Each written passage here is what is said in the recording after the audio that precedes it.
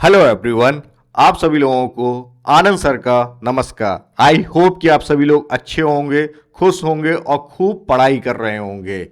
देखिए, पढ़ाई तो हमें खूब करनी है क्योंकि हमें 2026 में सरकारी नौकरी लेनी है। मार्च मंथ स्टार्ट हो चुका है, नोटिफिकेशन की डेट बहुत नज़दीक है। हार्ट बीट हमारी बढ़ने लगी होगी कि भाई सिलेबस हमारा टाइमली कंप्लीट होगा कि नहीं होगा, प्रैक्टिस उतनी हो पाएगी कि नहीं हो पाएगी। इस तरीके के कई सारे थॉट्स आपके दिमाग में आ रहे होंगे। बिलीव मी, ट्रस्ट करिए आप अपने आप पे, अपने आप को डिसिप्लिन बनाए रखिए, इधर उधर की चीज़ों में मत उलझिए, फोकस रहिए कि हमें अपना सिलेबस टाइमली कंप्लीट करना है और खूब प्रैक्टिस करनी है। एक बात और याद रखना कि आपका सिलेबस और प्रैक्टिस साइमल्टेनियसली चलेगी। ऐसा नहीं है कि पहले आप सारा थ्योरेटिकल सेक्शन पढ़ें उसके बाद प्रैक्टिस करें। प्रैक्टिस और थ्योरेटिकल पार्ट दोनों साइमल्टेनियसली होते रहना चाहिए। आज हम अभ्यास डीपीक्यू सीरीज में सेट नंबर 18 को डिस्कस करने वाले हैं। बहुत सारे एस्पिरेंट्स ने मुझे ये बताया है कि अभ्यास डीपीक्यू सीरीज उनकी एग्जाम प्रिपरेशन में कितनी हेल्पफुल हो रही है, उनको डिसिप्लिन बनाए रखती है, उनको उनको आप एक सिस्टमेटिक मैनर में उनकी तैयारी होती रहती है। ठीक है, माई सेल्फ आनंद सर और मैं जीएस और जीके की एक्सपर्ट फैकल्टी हूँ। मैंने अपनी इंजीनियरिंग एचबीटीआई कानपुर से की हुई है। मैं वेरियस सिविल सर्विस एग्जाम्स में अपीयर्ड हुआ हूँ। मैंने यूपीएससी प्रीलिम्स 6 टाइम क्वालिफाइड किया हुआ है। यूपी पीसीएस, राजस्थान पीसीएस के इंटरव्यू में अपीयर्ड हुआ हूँ। पिछले कई सालों से टीचिंग एंड मेंटरिंग में अपनी सेवाएं दे रहा हूँ। चलिए हम अपना सेट स्टार्ट करते हैं, सेट नंबर 18। पहला प्रश्न देखते हैं। During Akbar rain who was the finance minister of Mughal empire? Akbar के शासनकाल में मुगल साम्राज्य का वित्त मंत्री कौन था? और आपके ऑप्शन क्या क्या हैं? राजा Todarmal, Mansingh one, option C क्या है? बीरबल, ऑप्शन डी क्या है? तानसेन। अब ये जो चारों ऑप्शन जो आपको दिए गए हैं, चारों आपके कंटेम्पररी हैं, किसके? अकबर के। और अकबर की नवरत्न के भी ये पार्ट होते हैं। ठीक है, चलिए और क्या जानते हैं हम अकबर के विषय में। देखिए, अकबर मुगल एम्पायर की जो फाउंडेशन है वो किसने रखी? मुगल एम्पायर। ठीक है, इसकी फाउंडेशन आपकी बाबर ने रखी। बाबर के बाद कौन आते हैं? बाबर के बाद आते हैं हुमायूं। ठीक है, हुमायूं के बाद कौन आते हैं? अकबर। ठीक है, अच्छा, हुमायूं और अकबर के बीच में दिल्ली का शासन किसके पास था उस टाइम? सूर एम्पायर था, सूर एम्पायर। ठीक है, तो अकबर को एक बैटल लड़नी पड़ी थी, second battle of Panipat.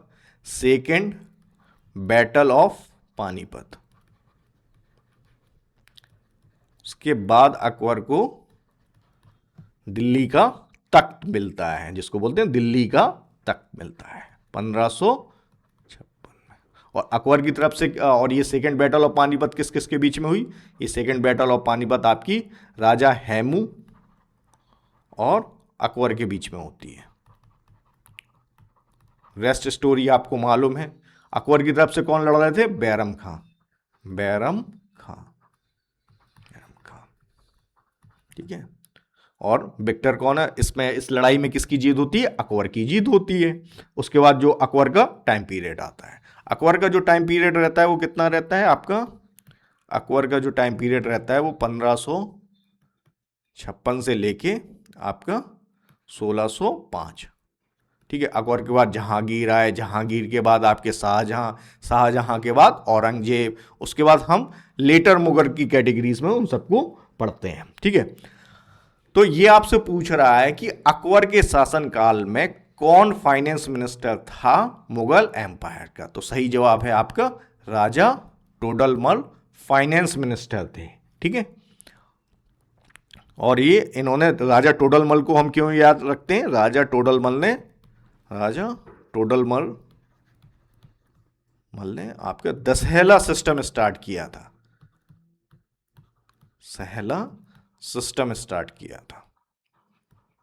दशहला system.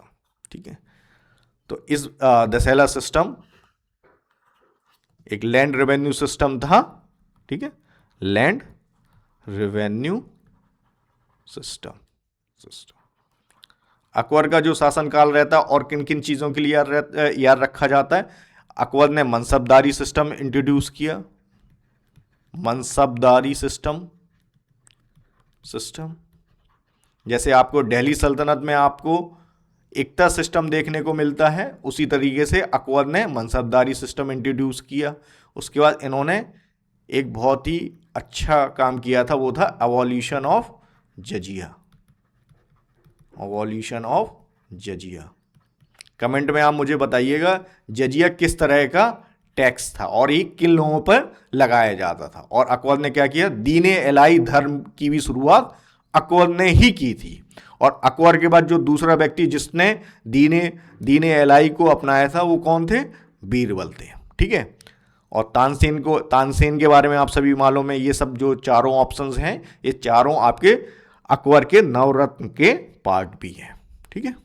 अगला प्रश्न देखते हैं, by which one of the following constitutional amendment Delhi has become national capital region. ठीक है, नेशनल कैपिटल रीजन। निम्नलिखित में से किस संवैधानिक संशोधन द्वारा दिल्ली राष्ट्रीय राजधानी क्षेत्र बन गया। इसमें एक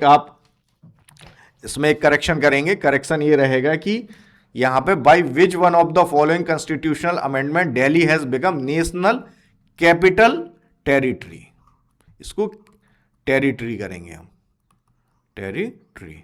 ठीक है, national capital territory of Delhi. ठीक है, एनसीआर को हटा के। ठीक है, तो ये आपसे पूछा निम्नलिखित में से किस संवैधानिक संशोधन द्वारा दिल्ली राष्ट्रीय राजधानी क्षेत्र बन गया। और आपके ऑप्शन क्या है, 61st amendment act, 69th amendment, 71st amendment और 79th। तो सही जवाब क्या रहेगा आपका, 69th कॉन्स्टिट्यूशनल अमेंडमेंट के बाद आपका 69 कॉन्स्टिट्यूशनल अमेंडमेंट के द्वारा दिल्ली नेशनल कैपिटल टेरिटरी बनाई गई थी।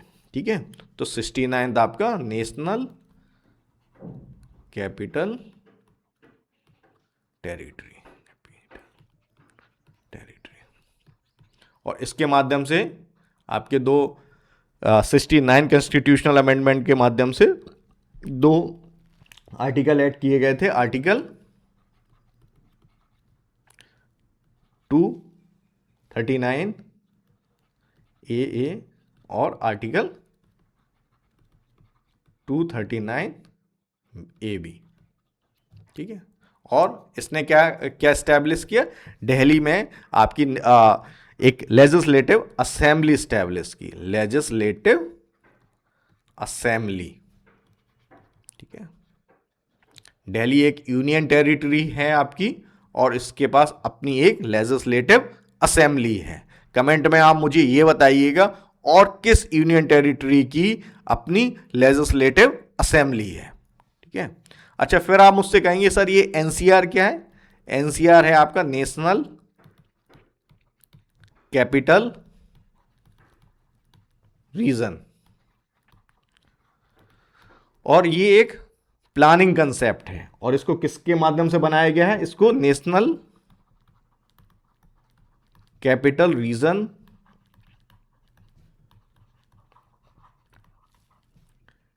प्लानिंग बोर्ड एक्ट 1985 से बनाया गया। और जो नेशनल कैपिटल रीजन है इसकी बाउंड्रीज समय के साथ एक्सपेंड होती रही हैं। ठीक है, तो 69 आपका national capital territory of Delhi से संबंधित है। 61 के माध्यम से आपकी वोटिंग एज को कम किया गया, वोटिंग एज को रिड्यूस किया गया था कितने से कितने, 21 to 18 ईयर्स। और 71 किससे संबंधित है आपका, 71 आपका संबंधित है 8th शेड्यूल से। कमेंट में आप मुझे ये बताइएगा कि इस 71st कॉन्स्टिट्यूशनल अमेंडमेंट के माध्यम से कौन कौन सी लैंग्वेजेस को आपका 8th शेड्यूल में ऐड किया गया है। ठीक है, 79 इतना इंपॉर्टेंट नहीं है। तो अगला प्रश्न देखते हैं, Muhammad bin Tughlaq transferred his capital from. Muhammad bin Tughlaq ने अपनी राजधानी कहां से कहाँ स्थानांतरित की? और आपके ऑप्शंस क्या है? Delhi to Warangal, option B है Delhi to Devagiri, option C है Delhi to Madurai, option D है आपका दिल्ली टू विजयनगर। तो मोहम्मद बिन तुगलक आपके किस डायनेस्टी से संबंध रखते हैं? सबसे पहले ये आपके संबंध रखते हैं तुगलक डायनेस्टी से संबंध रखते हैं। ठीक है, तो ये आपसे पूछ रहा है कि मोहम्मद बिन तुगलक ने अपनी राजधानी कहां से कहां ट्रांसफर की? तो मोहम्मद बिन तुगलक को इतिहास में उनके कई सारे एक्सपेरिमेंट के लिए जानते हैं हम, कई सारे एक्सपेरिमेंट जो सक्सेसफुल नहीं रहे के लिए हम जानते हैं इनको। और इन्होंने एक एक्सपेरिमेंट जो इनका रहा वो ये रहा कि इन्होंने अपनी कैपिटल को ट्रांसफर किया था दिल्ली टू देवगिरी, जिसको बाद में दौलताबाद भी बोला गया। दौलताबाद इसका बाद में नाम रख दिया गया। ठीक है, तो देवगिरी और दौलताबाद एक ही सिटी के नाम है। ठीक है, और क्या क्या एक्सपेरिमेंट इन्होंने किए? टोकन करेंसी इन्होंने इंट्रोड्यूस किया था, टोकन करेंसी। करायचिल एक्सपेरिमेंट भी ये रहा इनका, करायचिल एक्सपेरिमेंट। और ये जो मोहम्मद बिन तुगलक हैं ये एक लर्नेड पर्सन थे। ठीक है, लर्नेड पर्सन थे। कमेंट में आप मुझे ये बताइएगा इनका टाइम पीरियड क्या था। भाई ये तुगलक डायनेस्टी से संबंध रखते हैं, ये बात तो कंफर्म्ड हो गई, भाई इनके नाम में ही तुगलक मेंशन है।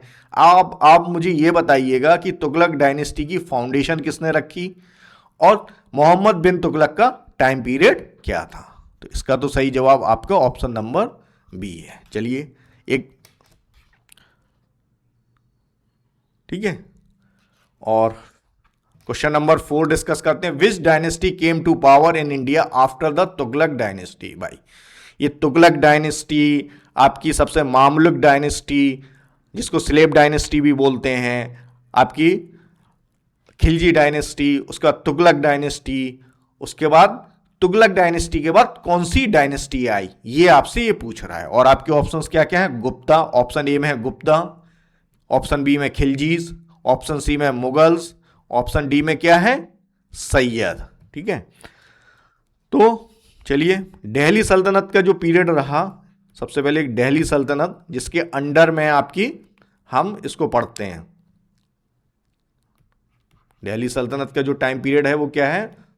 6 से लेके 1526। उसके बाद दिल्ली सल्तनत के बाद क्या आती है? मुगल डायनेस्टी। ठीक है, मुगल डायनेस्टी। और मुगल डायनेस्टी का पीरियड आप मान लीजिए 1526 से लेके आपका 1897, जब बहादुर शाह जफर जब जो आपकी म्यूटनी 1897 हुई, जो 1897 की जो क्रांति हुई, उसके बाद जो बहादुर शाह जफर को के बाद ही आपकी मुगल डायनेस्टी ऑफिशियली तौर पे समाप्त हुई थी। ठीक है, और इसमें देखो ऑप्शन ए जो दिया गया ये तो एंशिएंट पीरियड का टाइम है। ठीक है, एंशिएंट पीरियड में आपको ये डायनेस्टी देखने को मिलती है। जबकि अभी हम किसके बारे में, जबकि दिल्ली सल्तनत और मुगल डायनेस्टी आपको किस पीरियड में देखने को मिलती है? मेडिवल पीरियड में, मेटाइवल पीरियड में देखने को मिलती है, मध्यकालीन युग में देखने को मिलती है ये आपकी। ठीक है, तो ऑप्शन ए को तो आप एलिमिनेट कर देंगे। ठीक है, अच्छा दिल्ली सल्तनत में आप देखिए कौन कौन सी डायनेस्टी हैं आपकी। दिल्ली सल्तनत में जो सबसे पहली डायनेस्टी आती है वो कौन सी है? स्लेव डायनेस्टी, या स्लेव डायनेस्टी और मामलुक डायनेस्टी। और इसका टाइम पीरियड क्या रहता है आपका? इसका टाइम पीरियड आपका 1206 से लेके 1290 के बीच में आपकी मामलुक या स्लेव डायनेस्टी बोलते हैं। क्योंकि ये सारे जितने भी ये इसको स्लेव डायनेस्टी इसलिए बोलते हैं क्योंकि कुतुबुद्दीन ऐबक आपके एक स्लेव थे। ठीक है, मोहम्मद गौरी के स्लेव थे, और स्लेव डायनेस्टी की फाउंडेशन आपकी कुतुबुद्दीन ऐबक ने रखी। और इसके इंपॉर्टेंट रूलर्स के बारे में यदि हम बात करें तो इल्तुतमिश एक इंपॉर्टेंट रूलर थे। रजिया सुल्तान, रजिया सुल्तान आपकी first and only women ruler रही हैं आपकी पूरी। चाहे आप मुगल पीरियड देखें, चाहे आप दिल्ली सल्तनत देखें, इन दोनों ही पीरियड में आपको सिर्फ और सिर्फ एक महिला सुल्तान देखने को मिलती है। बलबन एक इंपॉर्टेंट रूलर थे किस डायनेस्टी से? आपकी स्लेव डायनेस्टी। स्लेव डायनेस्टी के बाद कौन सी डायनेस्टी आती है आपकी? खिलजी डायनेस्टी। खिलजी डायनेस्टी का टाइम पीरियड आपका 1290 से 1320 के बीच में रहा और जलालुद्दीन खिलजी ने इसकी स्थापना की थी। जलालुद्दीन खिलजी ने खिलजी डायनेस्टी की शुरुआत की थी और अलाउद्दीन खिलजी आपके खिलजी डायनेस्टी के एक महत्वपूर्ण शासक थे जो कि जलालुद्दीन खिलजी के बाद आए। खिलजी के बाद कौन आए? तुगलक डायनेस्टी। और तुगलक डायनेस्टी का जो टाइम पीरियड क्या है? 1320 से 1414 के बीच में। और फाउंडेशन किसने रखी? गियासुद्दीन तुगलक ने। और इंपॉर्टेंट रूलर्स के बारे में हम यदि बात करें तो मोहम्मद बिन तुगलक, फिरोज शाह तुगलक। तुगलक डायनेस्टी के बाद कौन सी आती है आपकी? सैयद डायनेस्टी। सैयद डायनेस्टी। और सैयद डायनेस्टी का पीरियड आपका 1400 से 14 और 1491 के बीच में रहा। और इसकी फाउंडेशन किसने रही? खिज खान ने। और मुबारक खान इसके एक इंपॉर्टेंट रूलर्स थे। उसके बाद लोधी डायनेस्टी। लोधी आपकी दिल्ली सल्तनत की लास्ट डायनेस्टी होती है और इसका टाइम पीरियड क्या है? 1491 से लेकर 1426। बहल लोधी ने इसकी फाउंडेशन रखी। सिकंदर लोधी, इब्राहिम लोधी, ये इनके इंपॉर्टेंट रूलर थे। इब्राहिम लोधी, जब आपकी जो फर्स्ट बैटल ऑफ पानीपत होती है, फर्स्ट बैटल ऑफ पानीपत कब होती है आपकी? फर्स्ट बैटल ऑफ पानीपत, उसके बाद आपकी मुगल डायनेस्टी आती है। फर्स्ट बैटल ऑफ पानीपत के बाद आपकी मुगल डायनेस्टी आती है। फर्स्ट बैटल ऑफ पानीपत में इब्राहिम लोधी और बाबर के बीच में होती है लड़ाई और इसमें बाबर की जीत होती है और वो किस डायनेस्टी की स्थापना करते हैं? आपकी मुगल डायनेस्टी की स्थापना करते हैं। अच्छा, इन 5 जो दिल्ली सल्तनत में जो 5 डायनेस्टीज आपको दी गई, इसमें सबसे लॉन्गेस्ट डायनेस्टी कौन सी? सबसे लॉन्गेस्ट डायनेस्टी कौन सी रही है आपकी? Longest dynasty. और जो सबसे कम समय के लिए रही, वो कौन सी डायनेस्टी रही? कमेंट में आप मुझे ये इन दोनों का जवाब देंगे। देखो यहां से बड़े आराम से पता है चल जाएगा कि तुगलक से पहले खिलजी थे और तुगलक के बाद आपके सैयद थे। ठीक है, अब आपको ये सारी चीजें कैसे, अब देखो हर चीज को याद, इतने सारे फैक्ट्स हैं, इन सारी चीजों को आप कैसे याद रखेंगे? तो इसको याद रखने के लिए मैं आपको एक ट्रिक बताता हूं। ट्रिक क्या रहेगी आपकी? ट्रिक ये है, देखो ट्रिक आपकी ट्रिक ये रहेगी कि इसको हम याद कैसे रखें। तो इसको याद रखने के लिए एक बहुत अच्छी ट्रिक क्या है कि आप इसको ऐसे याद रख सकते हैं। एक, many kings try sweet laddu. भाई मिठाइयां तो सबको पसंद हैं ही, तो राजाओं को तो और विशेष पसंद थी। ठीक है, तो मैनी से क्या हो गया? मामुलिक और स्लेव डायनेस्टी। के से क्या हो गया आपका? खिलजी डायनेस्टी। टी से क्या हो गया? तुगलक डायनेस्टी। एस से क्या हो गया आपका? सैयद डायनेस्टी। और एल से क्या हो गया? लोधी डायनेस्टी। तो आप यदि इस फ्रेज को अच्छे से याद रखेंगे, इस सेंटेंस आपको अच्छे से याद रहेगा, many king try sweet laddu, तो आप बड़े आराम से ये इनका क्रोनोलॉजिकल ऑर्डर आपको अच्छे से पता चल जाएगा। चलिए, इस सवाल का क्या जवाब रहेगा आपका कि भाई तुगलक के बाद कौन आए थे आपके? तुगलक के बाद आपके सैयद आए थे और तुगलक से पहले कौन थे? खिलजी थे। अगला प्रश्न देखते हैं, where was the telegraph line laid first? ठीक है, टेलीग्राफ लाइन पहली बार कहां बिछाई गई थी? तो ये आपका भारत के विषय में ये पूछ रहा है। और आपके ऑप्शंस क्या क्या हैं? Calcutta to Agra, option B क्या है? Agra to Jaipur, option C क्या है? Delhi to Shimla, option D क्या है? रानीगंज टू कलकत्ता। तो देखो इतना तो याद रखना कि जब ब्रिटिश पीरियड की जो कैपिटल थी वो क्या थी? ब्रिटिश पीरियड की जो अर्ली कैपिटल थी वो आपकी कलकत्ता थी। अर्ली कैपिटल क्या थी? कलकत्ता। भाई बंगाल पे ही कब्जा करके तो इन्होंने पूरे भारतवर्ष पे कब्जा किया था। तो अर्ली कैपिटल क्या थी इनकी? कलकत्ता। ठीक है, बाद में कैपिटल क्या बन जाती है? बाद में कैपिटल जो दिल्ली को कैपिटल बनाया गया वो लेटर फेज में बनाया गया था। और दिल्ली को कैपिटल कब बनाया गया? 1911 में। ठीक है, तो इतना तो कंफर्म्ड है कि जो टेलीग्राफ लाइन होगी वो कहां से कहां बिछाई गई होगी, Calcutta to some other country. लेकिन जो भारत में पहली जो टेलीग्राफ लाइन बिछाई गई थी ये कलकत्ता टू आगरा बिछाई गई थी। और किस ईयर में इसको इनॉग्रेट किया गया था, मैं इनॉग्रेशन वाला ईयर बता रहा हूं, 1854। ठीक है। और उस टाइम जो भारत के गवर्नर जनरल कौन थे उस समय गवर्नर जनरल थे आपके लॉर्ड डलहौजी। डलहौजी के बारे में और क्या क्या जानते हैं आप? डलहौजी का पीरियड आपका 1848 से लेके 56 के बीच में रहा। और लॉर्ड डलहौजी को हम उनके डॉक्ट्राइन ऑफ लैप्स के लिए ज़्यादा जानते हैं, डॉक्ट्राइन ऑफ लैप्स, जिसके माध्यम से बहुत सारी आपकी देसी रियायतों को पे कब्जा किया गया था। ठीक है। और कमेंट में आप मुझे बताइए फर्स्ट रेलवे कहां से कहां चलाई गई, फर्स्ट रेलवे लाइन आपकी कहां से कहां स्टार्ट की गई। चलिए मैं बता देता हूं, मुंबई टू थाने, बॉम्बे टू थाने। अब बॉम्बे क्या हो गया, मुंबई।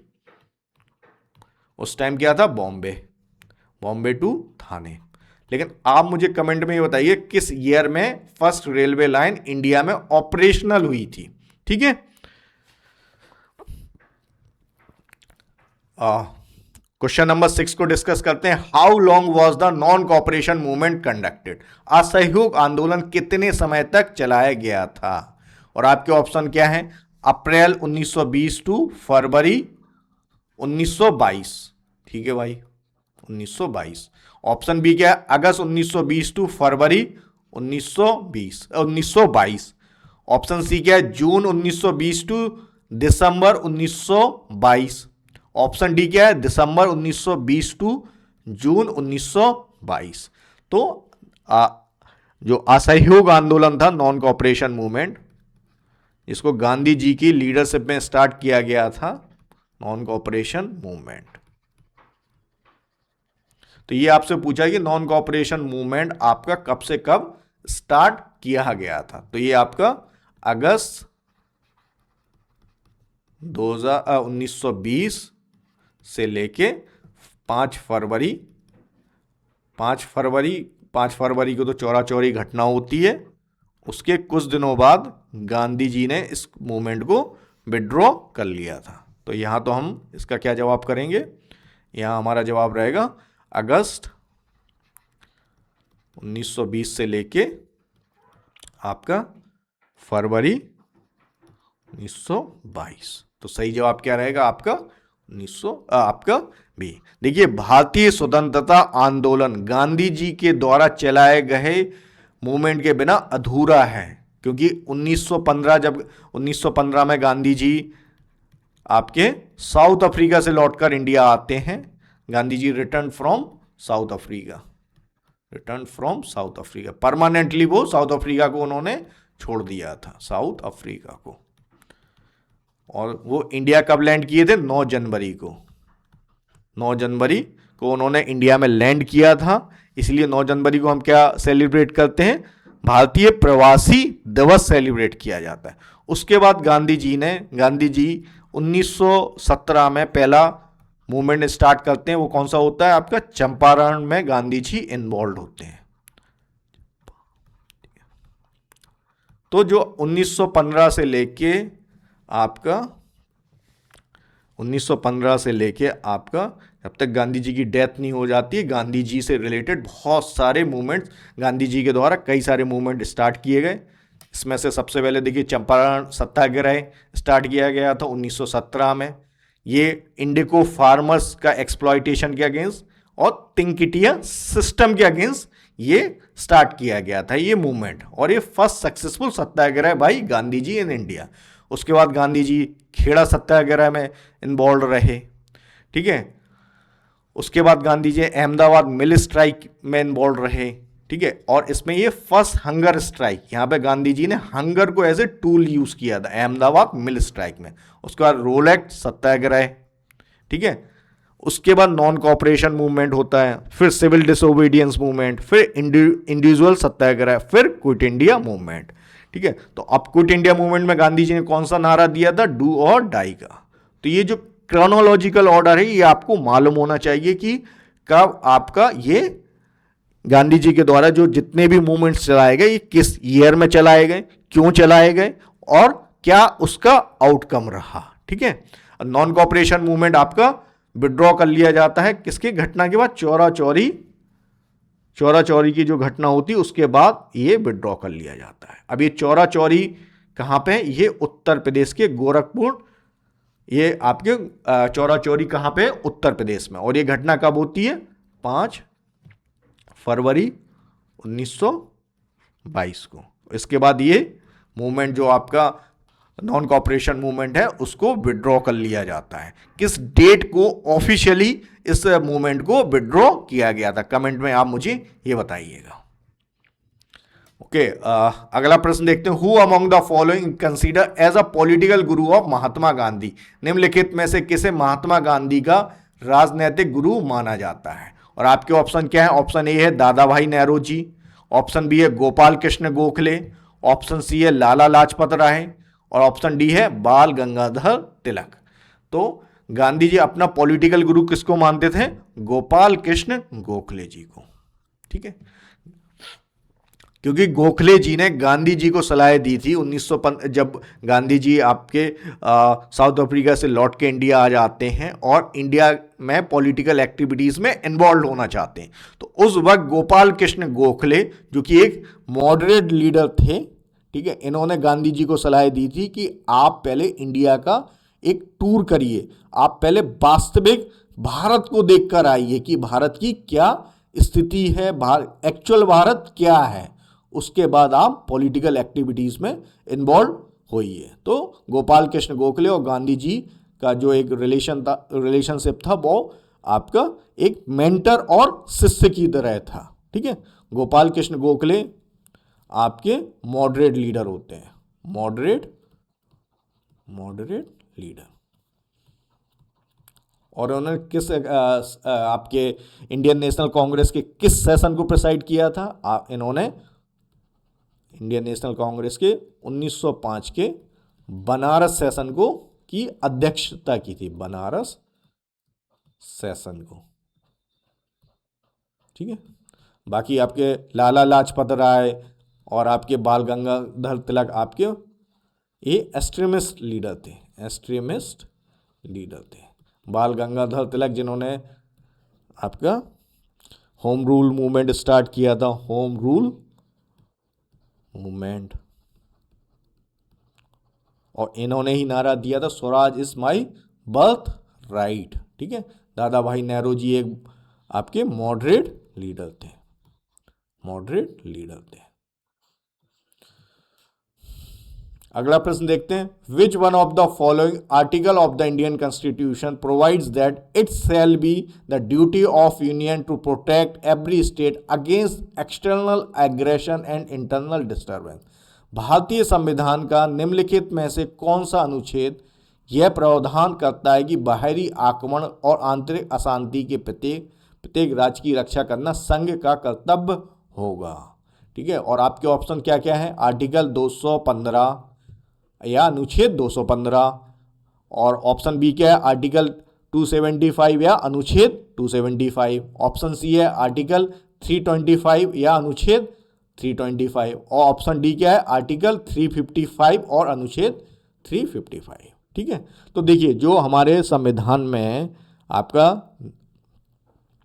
नेशनल इमरजेंसी से जो प्रोविजंस हैं, इमरजेंसी प्रोविजंस हैं,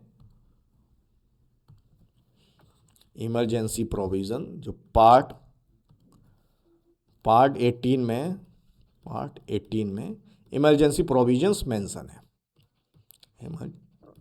प्रोविजंस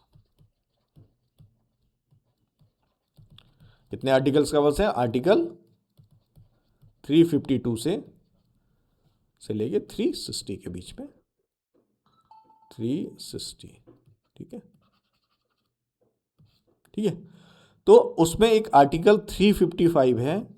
355 क्या कहता है कि यदि राज्य को किसी भी तरीके का आंतरिक या एक्सटर्नल एग्रेशन या इंटरनल डिस्टर्बेंस का खतरा हो तो संघ उसकी रक्षा करेगा। तो आर्टिकल 355 के बाद कौन सा आता है आपका? आर्टिकल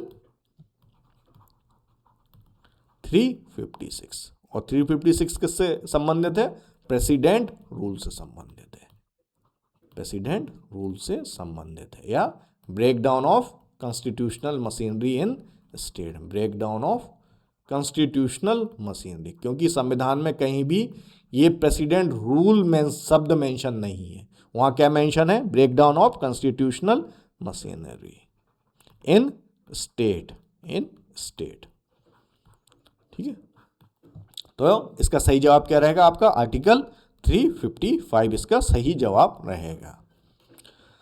अगला प्रश्न देखते हैं। The state of Indian union can be reorganised और देयर बाउंड्रीज अल्टर्ड बाई। भारतीय संघ के राज्यों को पुनर्गठित किया जा सकता है या उनकी सीमाओं को किसके द्वारा बदला जा सकता है, ठीक है भाई। तो इसमें आपसे क्या पूछ रहा है कि जो स्टेट की जो बाउंड्रीज हैं, जो स्टेट हैं जैसे उत्तर प्रदेश, बिहार, और इनकी जो बाउंड्रीज हैं उनको कौन बदलेगा, ठीक है। और इसको जो इंडियन यूनियन है वो किस तरह से बदलेगा। और आपके ऑप्शंस क्या क्या दिए गए? An executive order of the union government with the consent of concurrent state government. पहला ऑप्शन क्या है कि संबंधित राज्य सरकार की सहमति से केंद्र सरकार के एक कार्यकारी आदेश के द्वारा। क्या एक स्टेट की बाउंड्रीज को एक एग्जीक्यूटिव ऑर्डर यूनियन गवर्नमेंट के एग्जीक्यूटिव ऑर्डर के माध्यम से बदला जाता है? नहीं बदला जाता है। ऑप्शन बी देखते हैं। ऑप्शन बी देखते हैं। द यूनियन को parliament by a simple majority in the ordinary process of legislation. सामान्य कानून प्रक्रिया में साधारण बहुमत के संग संसद द्वारा। देखो, सबसे पहले जितने भी स्टेट्स हैं भारत में, जो आपका आर्टिकल 1 है, आर्टिकल 1 क्या बोल रहा है? यूनियन ऑफ स्टेट के बारे में बात कर रहा है। यूनियन ऑफ स्टेट का मतलब है कि जो भी आपके यहाँ स्टेट्स बनाए गए हैं, जो भी इंडियन यूनियन है वो कैसा है? इनडिस्ट्रक्टिबल है। लेकिन स्टेट्स की बाउंड्रीज आप चेंज कर सकते हो। स्टेट आप नए स्टेट्स भी बनाए जा सकते हैं, पुराने स्टेट्स को की जगह नए स्टेट बनाए जा सकते हैं। एग्जिस्टिंग स्टेट्स की बाउंड्रीज को भी चेंज किया जा सकता है। और ये सारा काम कौन करेगा? पार्लियामेंट। आर्टिकल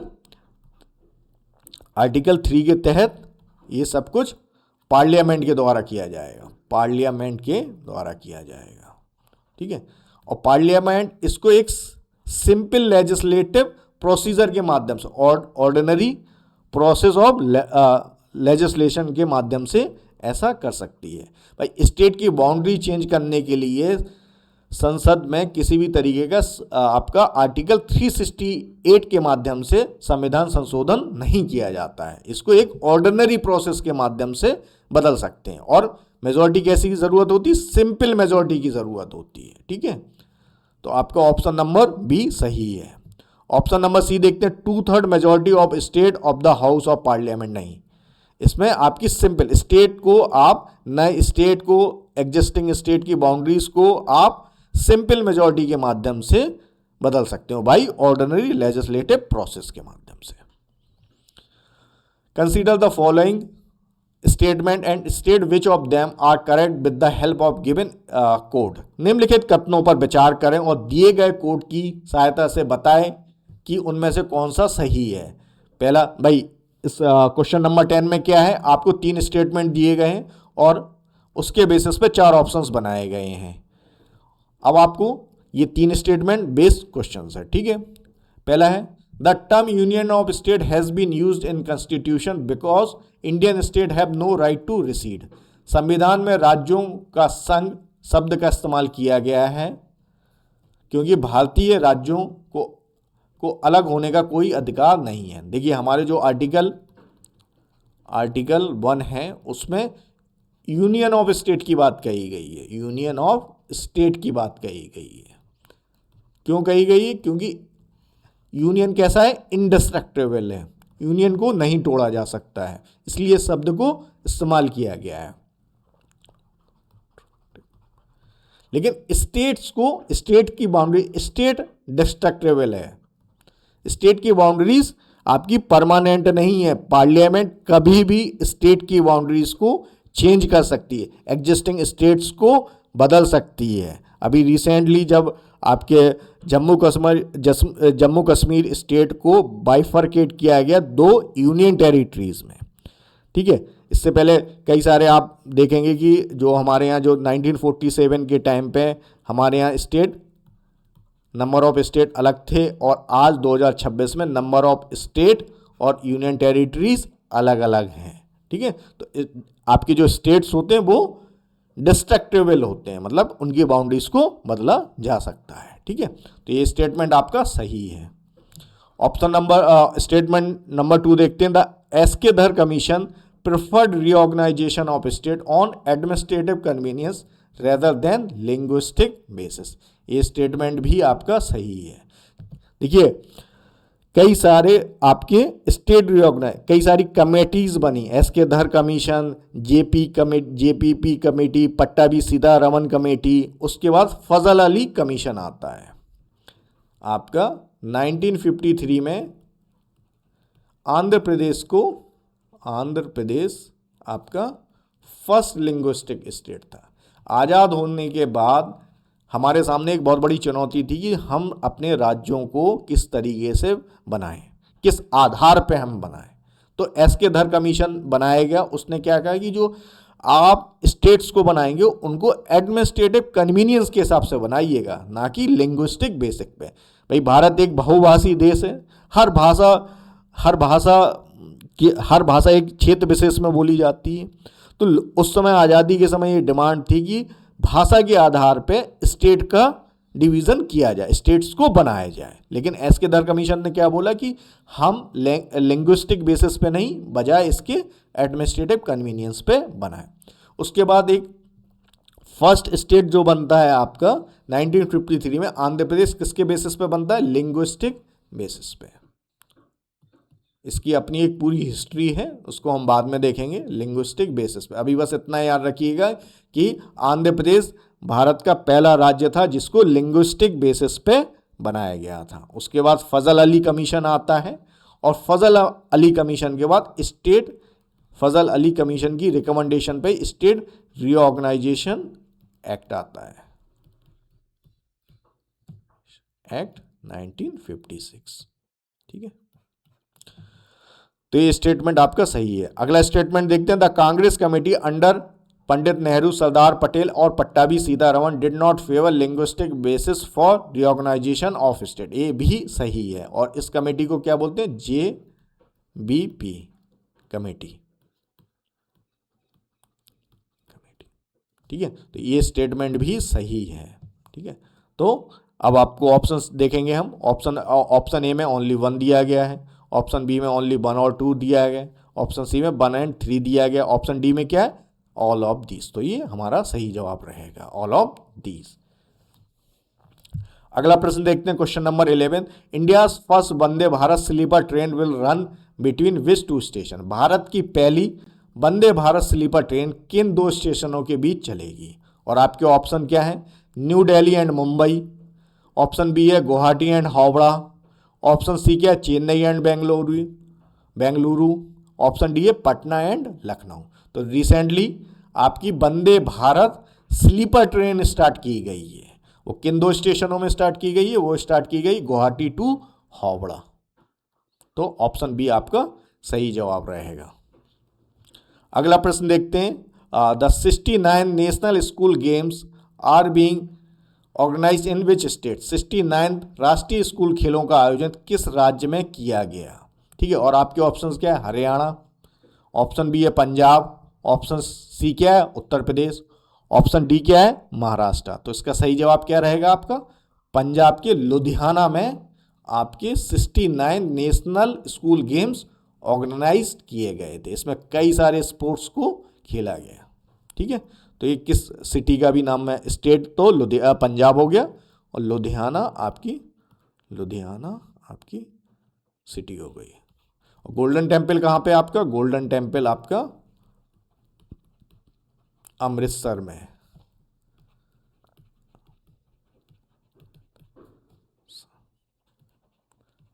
अच्छा, पंजाब की कैपिटल क्या है? कमेंट में आप मुझे ये बताइएगा कि पंजाब की कैपिटल क्या है। कैपिटल आप मुझे कमेंटों में बताइएगा। बहुत बेसिक सा क्वेश्चन है ये कैपिटल, बट हमें ये मालूम होना चाहिए क्योंकि इसकी जो कैपिटल है वो ही हरियाणा की भी कैपिटल है। ठीक है, अगला प्रश्न देखते हैं। Recently external affair minister S Jaishankar inaugurated a 120 foot dual carriageway Bailey bridge in which country. हाल ही में विदेश मंत्री एस जयशंकर ने 120 फुट लंबा 2 लेन वाला ब्रिज किस देश में उद्घाटित किया? और आपके ऑप्शन क्या है? श्रीलंका, ऑप्शन बी है नेपाल, ऑप्शन सी क्या है? बांग्लादेश, और ऑप्शन डी क्या है आपका? मालदीव। तो सही जवाब क्या रहेगा आपका? सही जवाब है श्रीलंका में। रिसेंटली जो आपके external affair minister S Jaishankar है, उन्होंने श्रीलंका में डुअल कैरेज बेली ब्रिज को इनॉग्रेट किया। और ये कितने फुट लंबा है? ये 120 फुट लंबा ब्रिज है। रिसेंटली अभी किस कंट्री में, किस साउथ एशियन कंट्री में, भारत के किस पड़ोसी देश में चुनाव संपन्न हुए? तो उसका सही जवाब है आपका बांग्लादेश में अभी रिसेंटली चुनाव संपन्न हुए। ठीक है, और बांग्लादेश के साथ भारत की सबसे लंबी लॉन्गेस्ट लैंड बाउंड्री है आपकी, लैंड बाउंड्री।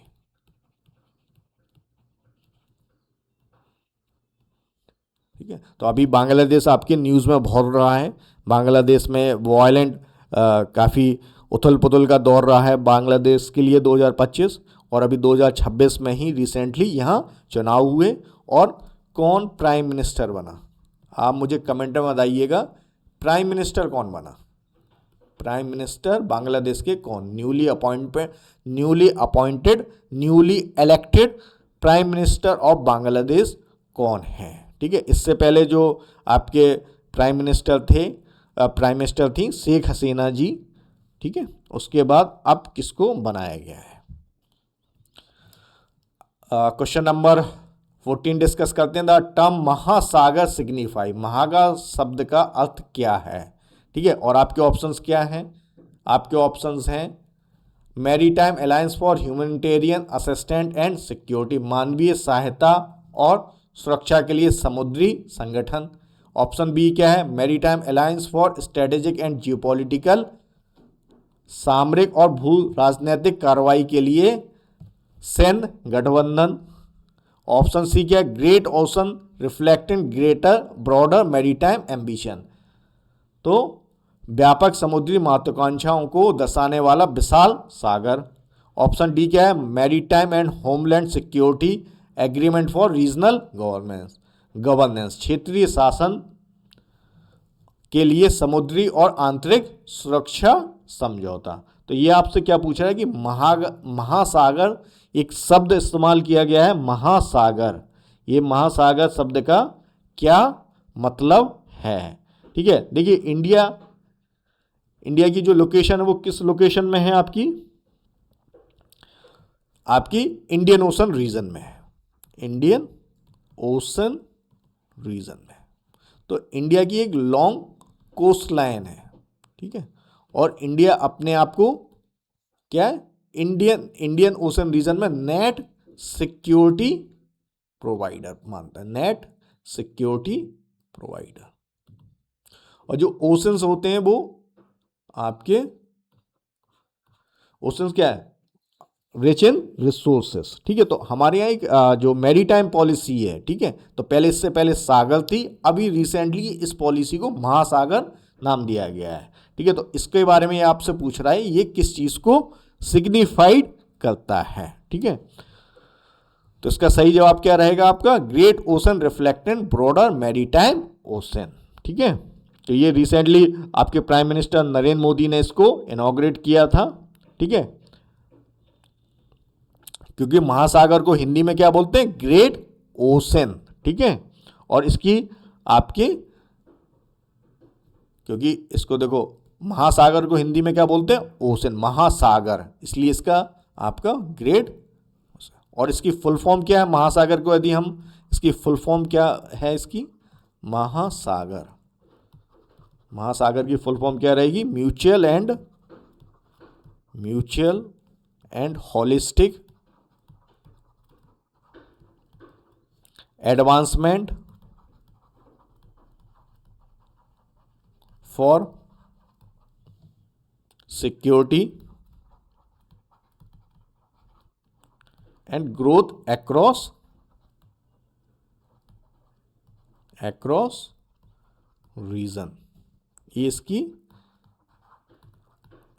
फुल फॉर्म है। ठीक है, बट ये आपसे क्या पूछा है कि यहां क्या सिग्निफाइड कर रहा है, तो महासागर आपका great ocean reflecting broader maritime ambition, तो सी आपका सही जवाब रहेगा। अच्छा, भारत में जो नंबर, भारत की कोस्ट लाइन कितनी, कमेंट में आप मुझे कोस्ट लाइन के बारे में बताइए, कोस्ट लाइन की लेंथ के बारे में बताइएगा। कोस्ट लाइन की लेंथ कितनी है भारत की, ठीक है, और किस स्टेट की कोस्टल बाउंड्री सबसे लंबी है, और नंबर ऑफ पोर्ट्स कितने हमारे यहाँ, पोर्ट्स जो है हमारे यहाँ, पोर्ट्स क्या है, गेटवे ऑफ इंटरनेशनल ट्रेड, कितने, इनको दो कैटेगरीज में बांटा गया, मेजर और माइनर। मेजर पोर्ट आपके सेंट्रल गवर्नमेंट कंट्रोल करते हैं और माइनर पोर्ट्स आपके स्टेट गवर्नमेंट। तो टोटल कितने हमारे यहाँ मेजर पोर्ट हैं, 13 पोर्ट हैं। अब आप मुझे कमेंट में ये बताइएगा कि आपका जो रिसेंटली जो 13वां पोर्ट है मेजर पोर्ट, वो कौन सा है, और कोस्ट लाइन कितनी, कोस्ट लेंथ हमारी कितनी है। ठीक है, अगला प्रश्न देखते हैं। तो इसका तो जो क्वेश्चन नंबर 14 का सही जवाब आपका सी ऑप्शन रहेगा। अगला प्रश्न देखते हैं, in February 2026 who was appointed as new CEO of NITI Aayog, फरवरी 2026 में नीति आयोग के नए सीईओ के रूप में किसे नियुक्त किया गया। सीईओ का मतलब है चीफ एग्जीक्यूटिव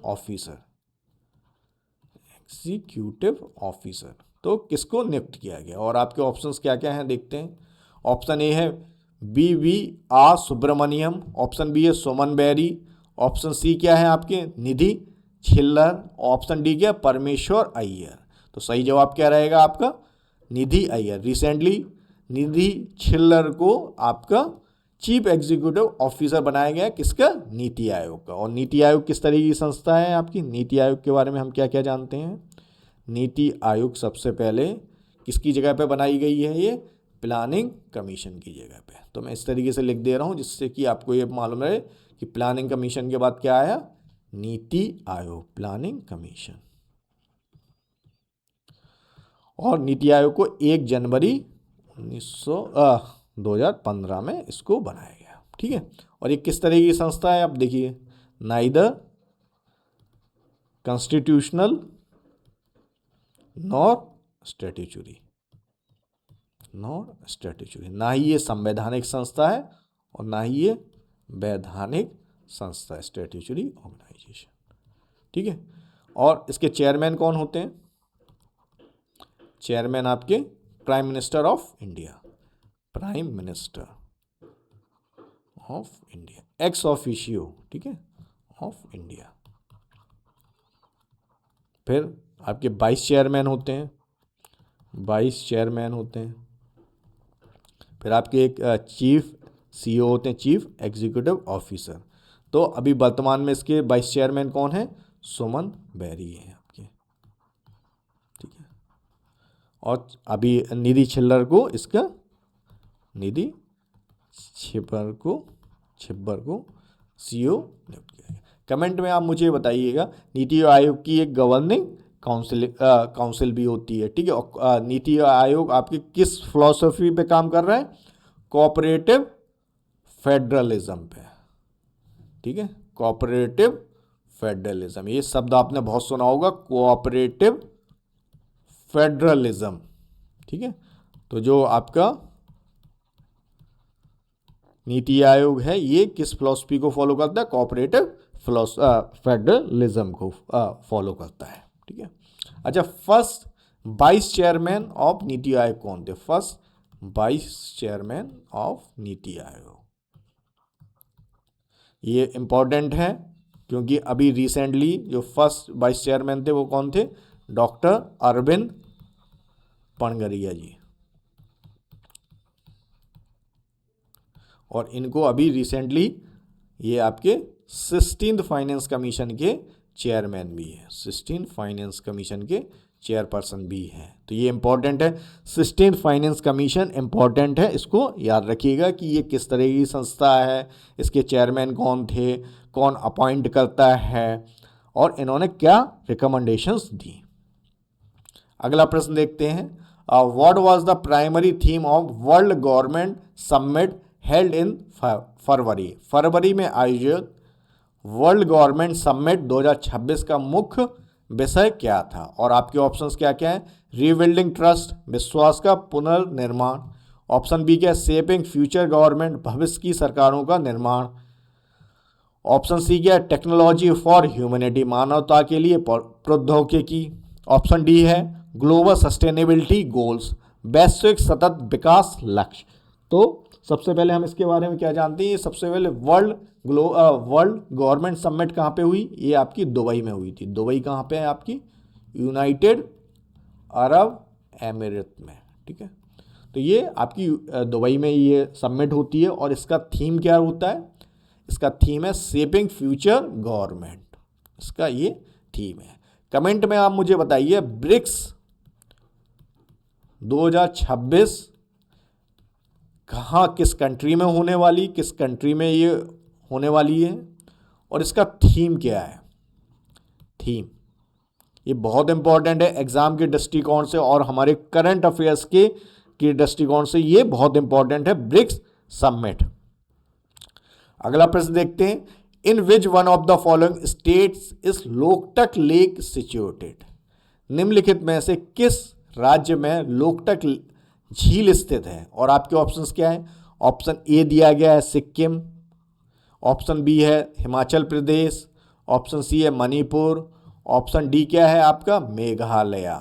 तो सही जवाब क्या रहेगा आपका मणिपुर, मणिपुर में आपका लोकटक लेक है, ठीक है। अच्छा, लोकटक लेक आपका क्या रैमसर वेटलैंड साइट है क्या, रैमसर वेटलैंड साइट, ठीक है। रैमसर वेटलैंड साइट्स आपने पढ़ी होंगी, ठीक है। तो ये मैं आपसे ये पूछ रहा हूँ, क्या Loktak lake Ramsar wetland site है क्या। अच्छा, केवल लैमचो नेशनल पार्क आपका कहाँ पे है, लोकटक लेक में है, ठीक है, लोकटक लेक में है।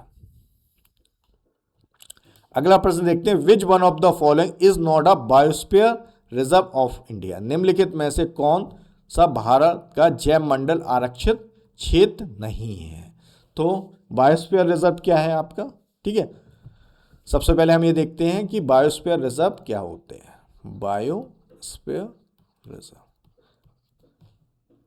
तो ये प्रोटेक्टेड साइट्स होती हैं, कंजर्वेशन पॉइंट ऑफ व्यू से इनको बनाया जाता है, ठीक है, ठीक है। तो भारत में जो टोटल बायोस्फीयर रिजर्व कितने, टोटल बायोस्फीयर रिजर्व है हमारे यहाँ 18, उसमें यूनेस्को जो है, यूनेस्को का एक प्रोग्राम चलता है man and biosphere reserve programme, man and biosphere reserve programme, उसमें कितने बायोस्फीयर रिजर्व शामिल हैं आपके 12 बायोस्फीयर रिजर्व है। अच्छा, बायोस्फीयर रिजर्व्स को 3 कैटेगरीज में बांटा जाता है। एक एरिया क्या होता है, कोर एरिया होता है, उसका जो कोर एरिया होता है, कोर एरिया में किसी भी तरह की कोई भी एक्टिविटीज अलाउड नहीं होती हैं, no commercial activity, no settlement, no human settlement, core areas में कोई ह्यूमन सेटलमेंट नहीं होता है, कोई कमर्शियल एक्टिविटीज़ नहीं हो सकती हैं, ठीक है। हाँ, साइंटिफिक रिसर्च हो सकते हैं, लेकिन वो भी किस पर्पस से, जो नॉन डिस्ट्रक्टिव नेचर के जो साइंटिफिक रिसर्च है वो आपके कोर एरियाज में हो सकती है, ठीक है। तो बायोस्फीयर रिजर्व्स को तीन जो यदि एक बायोस्फीयर रिजर्व को 3 कैटेगरीज 3 सेक्शंस में बांटा जाता है। एक हो गया कोर एरियाज, जो कोर एरिया जो पूरी तरीके से डेडिकेटेड होता है किस काम के लिए, conservation of flora and fauna, उस क्षेत्र की जो जीव जंतु हैं उनके कंजर्वेशन के लिए पूरी तरीके से डेडिकेटेड होता है, कोर एरिया। अच्छा, एक नेशनल पार्क किसी बायोस्फीयर रिजर्व का क्या कोर पार्क हो सकता है, बिल्कुल हो सकता है। उसके बाद कोर एरिया के बाद होता है बफर जोन। ठीक है, बफर जोन होता है आपका, और बफर जोन आपका जो होता है बफर जोन, बफर जोन में आपके साइंटिफिक रिसर्च इस तरीके की एक्टिविटीज होती हैं। लिमिटेड मैनर में यहाँ ह्यूमन सेटलमेंट पॉसिबल होता है। उसके बाद फिर आपका क्या होता है, ट्रांजिशन एरिया। ठीक है, ट्रांजिशन एरियाज में आपकी टूरिज्म एक्टिविटीज़ हो सकती हैं, ह्यूमन सेटलमेंट्स हो सकते हैं, आपके देखिए ये एक कंजर्वेशन कंसेप्ट है। ठीक है, अच्छा इसमें भारत के जो टोटल अभी जो फर्स्ट बायोस्फीयर रिजर्व कौन सा था आपका, नीलगिरी, आपका नीलगिरी बायोस्फीयर रिजर्व भारत का पहला बायोस्फीयर रिजर्व था। ठीक है, और इसको कब बनाया गया था, 1986 में। ठीक है, और यूनेस्को के मैन एंड बायोस्फीयर रिजर्व में इसको कब शामिल किया गया, 2000 में, सन 2000 में इसको शामिल किया गया था। ठीक है, और टोटल कितने बायोस्फीयर रिजर्व हैं, 18 बायोस्फीयर रिजर्व्स हैं, जिनमें से यूनेस्को के जो man and biosphere reserve programmes हैं उसमें 12 शामिल हैं। कमेंट में आप मुझे ये बताइएगा भारत का लार्जेस्ट बायोस्फीयर रिजर्व कौन सा है, लार्जेस्ट बायोस्फीयर रिजर्व, ठीक है, और स्मॉलेस्ट बायोस्फीयर रिजर्व। ठीक है, ये मुझे आपको कमेंट, ये आप मुझे कमेंट में बताएंगे। ठीक है, जैसे बायोस्फीयर रिजर्व है उसी तरीके से आपके वाइल्ड लाइफ से, अच्छा बायोस्फीयर रिजर्व का लीगल बेसिस क्या होता है ये भी आप मुझे कमेंट में बताइएगा, और किस स्टेट में सबसे ज़्यादा बायोस्फीयर रिजर्व्स हैं। चलो अब हम वापस अपने इस क्वेश्चन नंबर 18 पे आते हैं। ये आपसे पूछा है कौन सा, जो 4 ऑप्शंस आपको दिए गए हैं, ये इनमें से कौन सा बायोस्फीयर रिजर्व नहीं है, और आपके ऑप्शन क्या है, अगस्त्य मलाई, ऑप्शन ए अगस्त्य मलाई, ऑप्शन बी है नौखरेक, ऑप्शन सी है ग्रेट निकोबार, ऑप्शन डी क्या है आपका, ग्रेट हिमालयन। तो बताइए क्या आपका इसका क्या ऑप्शन रहेगा, इसका है ग्रेट हिमालय आपका बायोस्फीयर रिजर्व नहीं है। ठीक है, और जो नौखरेक जो मैंने आपसे कमेंट में पूछा था, नौखरेक क्या है, इंडिया का स्मॉलेस्ट बायोस्फीयर रिजर्व है, बायोस्फीयर रिजर्व, और ये कहाँ पे है, मेघालय में, मेघालय जिसकी कैपिटल क्या है, शिलोंग। ठीक है, मेघालय में आपकी मौशीराम भी है, गारो, खासी, जयंतिया, 3 ट्राइब्स हैं, गारो, खासी एंड जयंतिया। ठीक है, अब मुझे आप स्मॉलेस्ट तो आपको पता चल गया, लार्जेस्ट आप मुझे बताइएगा। ठीक है, कमेंट में, और मरीन बायोस्फीयर रिजर्व कहाँ पे है भारत का। ठीक है, अगला प्रश्न देखते हैं, which one of the following statement is not correct in respect of South Asian Association of Regional Cooperation, दक्षिण एशियाई क्षेत्रीय सहयोग संगठन के संबंध में निम्नलिखित में से कौन सा कथन सही नहीं है। ठीक है, और आपके ऑप्शंस क्या हैं, ऑप्शन ए है it's headquarter is located in Kathmandu, इसका मुख्यालय जो South Asian Association of Regional Cooperation है, जिसको सार्क भी बोलते हैं, इसका जो हेडक्वार्टर है वो कहाँ पे, काठमांडू। बिल्कुल सही है ये स्टेटमेंट। ठीक है, ऑप्शन नंबर बी देखते हैं, China is the only country with an observer status in SAARC, चीन सार्क में पर्यवेक्षक का दर्जा रखने वाला एकमात्र देश है। देखिए जब कभी भी एब्सोल्यूट वर्ड आए, ओनली क्या है, एक एब्सोल्यूट वर्ड है, ये जो स्टेटमेंट नंबर बी है ये क्या कह रहा है कि जो South Asian Association of Regional Cooperation है उसका चाइना उसका एकमात्र ऑब्जर्वर कंट्री है। तो इस तरीके की जब एब्सोल्यूट स्टेटमेंट बेस्ड स्टेटमेंट होते हैं ना, तो बड़े सावधान हो जाइए। In most of the cases में इस तरीके के स्टेटमेंट गलत होते हैं, मोस्ट ऑफ द केसेस में, हमेशा नहीं होते हैं, लेकिन इनकी संभावना होती है कि ये गलत हो जाते हैं। ठीक है, क्योंकि देखो यार, सार्क के एक चाइना ही तो अकेला नहीं होगा ना, और भी तो कंट्रीज हैं, जैसे यूएसए है, जापान भी है। ठीक है, तो ये भी तो आपकी इंपॉर्टेंट कंट्रीज हैं। ठीक है, तो ये भी आपकी, वैसे भी ये किसके, सार्क के पर्यवेक्षक भी हैं। ठीक है, चलो ये स्टेटमेंट आपका गलत है। बाकी अगले स्टेटमेंट देख लेते हैं। The first SAARC summit was held in Dhaka. पहली जो सार्क की जो समिट हुई थी, जो वो कहाँ हुई थी? ढाका में हुई थी। ये स्टेटमेंट आपका सही है। अगला स्टेटमेंट देखते हैं। The 18th SAARC summit was held in Nepal. ये भी स्टेटमेंट आपका सही है। ढाका किसकी कैपिटल है? बांग्लादेश की ये कैपिटल है। ठीक है, तो आपका ऑप्शन नंबर बी इसका सही जवाब रहेगा। देखिए यहाँ एब्सोल्यूट वर्ड आए हैं, इसलिए आपको सावधान हो जाना है, सजग हो जाना है, और इस तरह के statement most of the cases में गलत होते हैं। ठीक है, अगला प्रश्न देखते हैं। Question number 20। Arrange the following commission chronologically on the basis of their date of setting. निम्नलिखित आयोगों को उनके स्थापित होने की तिथि के आधार पर व्यवस्थित कीजिए। और आपके ऑप्शंस क्या क्या हैं? ऑप्शन ए में है second administrative reforms commission. Second administrative reform commission कब आया? आपका 2005 में आता है। और इसकी अध्यक्षता किसने की थी? आपकी वीरप्पा मोइली ने। वीरप्पा मोइली। ठीक है, 2 एडमिनिस्ट्रेटिव रिफॉर्म्स हुए, एडमिनिस्ट्रेटिव रिफॉर्म्स कमीशन आए इंडिया में। याद रखिएगा, बहुत इंपॉर्टेंट क्वेश्चन है। एक तो फर्स्ट एडमिनिस्ट्रेटिव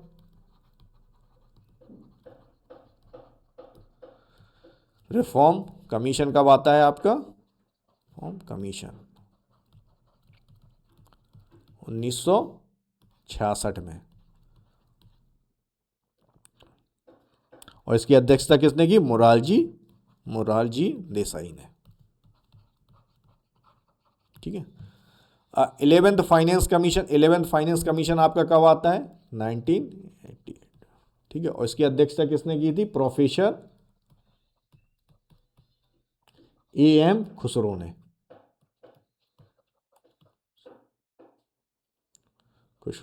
ठीक है, और पुंछी कमीशन कब आता है आपका? पुंछी कमीशन आपका 2007 में आता है। और सरकारिया कमीशन आपका 1983 में। और ये दोनों सेंटर स्टेट रिलेशन से संबंधित थे।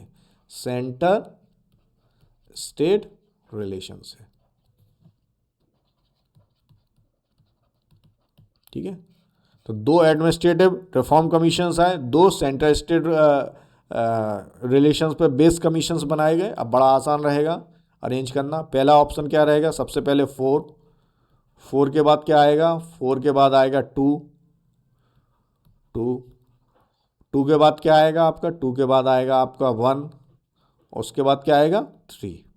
ठीक है, अब मैचिंग देख लो आप। ऑप्शन नंबर ए में 4 2 1 3, और ऑप्शन बी में 4 3 2 1, सी में क्या है? 3 2 4 1, ऑप्शन डी में क्या? 3 4 1 2। तो सही जवाब क्या रहेगा आपका? Option number A. ये बहुत इंपॉर्टेंट है, इसको बिल्कुल याद रखिएगा। इस किस कमीशन के कौन अध्यक्ष थे और किस ईयर में वो गठित किया गया? सरकारिया कमीशन के अध्यक्ष जस्टिस सरकारिया थे। ठीक है, और पुंछी कमीशन में भी आपके जस्टिस पुंछी इसके अध्यक्ष थे। अगला प्रश्न देखते हैं। Amartya Sen was awarded the Nobel prize for his contribution. तो अमर्त्य सेन को उनके किस योगदान के लिए नोबेल प्राइज से सम्मानित किया गया था? और आपके ऑप्शंस क्या है? मॉनेटरी इकोनॉमिक्स, मौद्रिक अर्थशास्त्र, वेलफेयर इकोनॉमिक्स, कल्याण अर्थशास्त्र, एनवायरमेंटल इकोनॉमिक्स, पर्यावरणीय अर्थशास्त्र, और डेवलपमेंटल इकोनॉमिक्स, विकास अर्थशास्त्र। तो अमर्त्य सेन जो कि इंडियन ओरिजिन यूएस सिटीजन हैं, इनको नोबेल प्राइज से सम्मानित किया गया था इकोनॉमिक्स की फील्ड में। तो ये आपसे पूछा है कि किस फील्ड में कंट्रीब्यूशन के लिए इन्हें आपका नोबेल प्राइज दिया गया। इतना तो कंफर्म है कि इन्हें इकोनॉमिक्स में दिया गया। इकोनॉमिक्स में किस कैटेगरी में दिया गया था, मतलब इकोनॉमिक्स में इन्होंने क्या कंट्रीब्यूशन किया जिसके लिए इन्हें ये अवार्ड दिया गया था, नोबेल प्राइज। ठीक है, तो इनको दिया गया था वेलफेयर इकोनॉमिक्स में। अच्छा, भारत के जो फर्स्ट नोबेल प्राइज विनर कौन है? प्राइज विनर आपके रविंद्रनाथ टैगोर।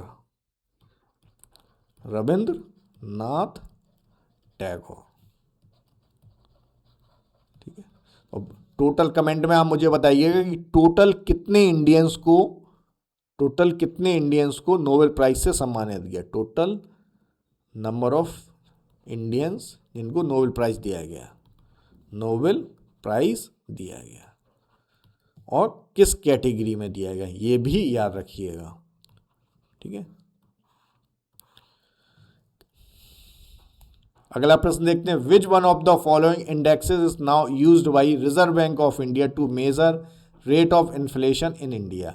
तो भारतीय रिजर्व बैंक द्वारा भारत में मुद्रास्फीति की दर को मापने के लिए निम्नलिखित में से कौन सा सूचकांक अब उपयोग किया जाता है।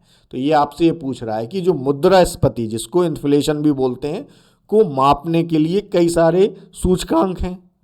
एक तो आपका थोक मूल सूचकांक है, उपभोक्ता मूल सूचकांक है। तो आपसे ये पूछ रहा है कि कौन सा आरबीआई मुद्रास्फीति को मापने के लिए किस सूचकांक का इस्तेमाल करता है।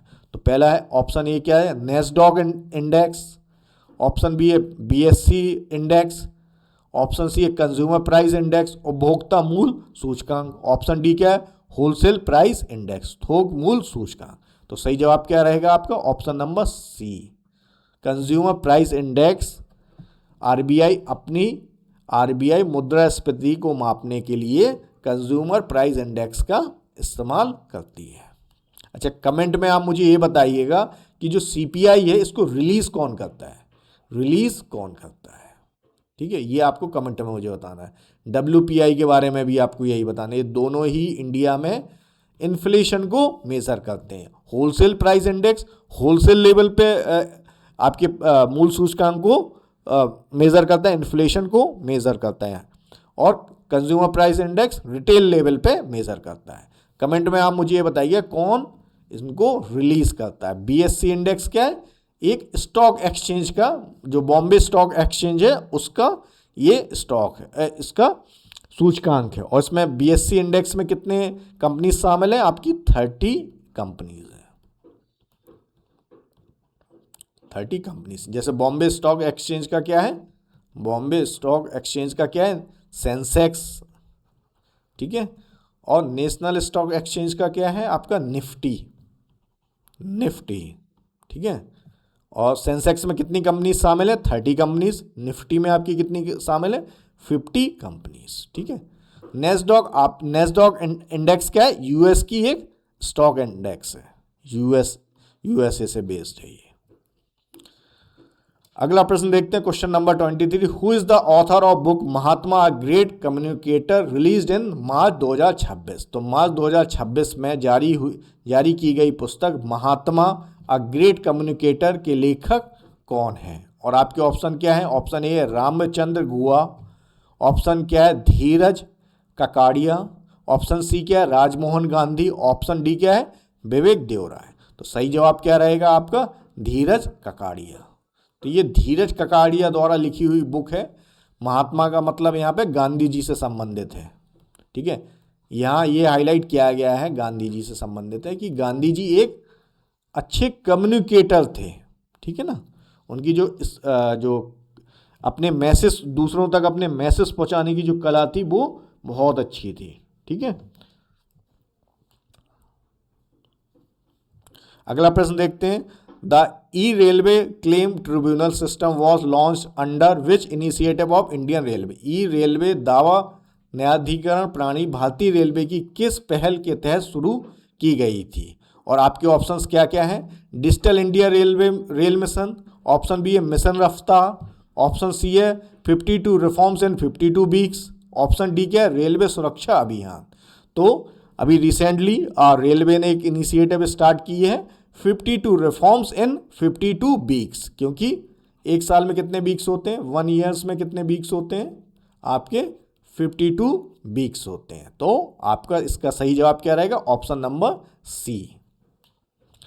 अगला प्रश्न देखते हैं, where was the India's first innovation mission launch. Bharat का पहला राज्य नवाचार मिशन कहाँ शुरू किया गया था। और आपके ऑप्शन क्या है, असम, मणिपुर, त्रिपुरा और सिक्किम। तो इसका सही जवाब क्या है आपका, त्रिपुरा। तो अटल इनोवेशन मिशन जो है आपका, अटल इनोवेशन मिशन के तहत ही स्टेट नवाचार इसके ही अंडर में स्टेट इनोवेशन मिशन स्टार्ट किए गए हैं। तो ये आपसे पूछा है कि पहला स्टेट इनोवेशन मिशन कहाँ स्टार्ट किया गया है। तो आपका सही जवाब क्या रहेगा?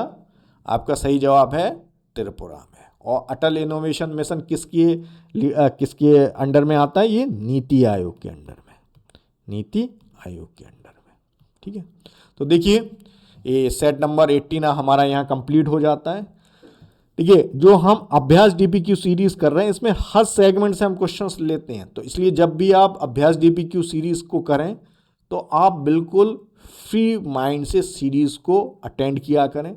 जो आंसर्स में एक्सप्लेनेशंस में प्रोवाइड करा रहा हूँ वो बहुत ही डिटेल मैनर में मैं प्रोवाइड कराता हूँ, तो उसको और जो इंपॉर्टेंट पॉइंट्स मैं आपको हाईलाइट करता हूँ उसको नोट डाउन करते जाया करिए। ठीक है, ये आपके रिवीजन में भी बहुत हेल्पफुल रहेगा और कैसे चीज़ों को कनेक्ट किया जाता है उसमें भी बड़ा हेल्पफुल रहेगा। ठीक है, अब मुझे कमेंट में आप मुझे ये बताइएगा कि अटल इनोवेशन मिशन को किस ईयर लॉन्च किया गया था।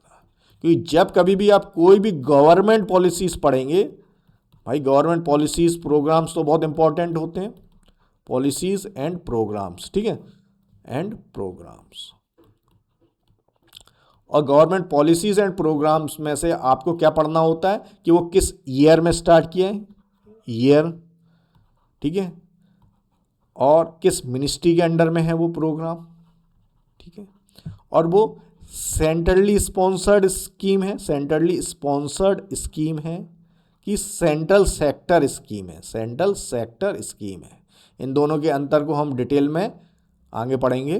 ठीक है, जब हम गवर्नमेंट सीरीज़ का प्रोग्राम कर रहे होंगे, वन शॉट करेंगे जब हम, तब मैं इसमें बताऊंगा कि आपका सेंट्रल सेक्टर स्कीम और सेंट्रली स्पॉन्सर्ड स्कीम और स्टेट गवर्नमेंट स्कीम्स में अंतर क्या है। लेकिन जब आप इसको पढ़ रहे हो तो आप फोकस